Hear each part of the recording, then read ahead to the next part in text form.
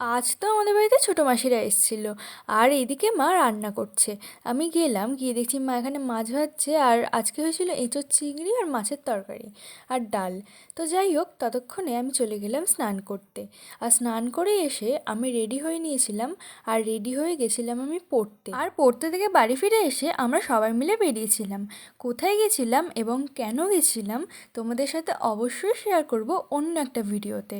তো যাই হোক, আমরা দুপুরবেলা লাঞ্চ করে সবাই মিলে রেডি হয়ে বেরিয়ে পড়েছিলাম।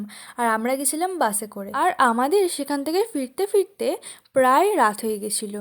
আর তারপর বাড়ি ফিরে এসে আমি আর বোন চিকেন প্যাটিস খেলাম। তারপরে বোন বলল চাউমিন খাবে, তাই আমি রান্নাঘরে চলে এলাম চাউমিন বানাতে। প্রথমে আমি আনাজগুলোকে কেটে আর ধুয়ে রেখে দিয়েছিলাম, আর তারপরে চাউমিন বানাতে বসিয়ে দিয়েছিলাম। আর চাউমিন হয়ে যাওয়ার পর আমি আর বোন সেটা খেয়ে নিয়েছিলাম। আর মিনি ব্লগটা এতটুকুই। ভালো লাগলে লাইক করে দিও। আজকের মতো টাটা।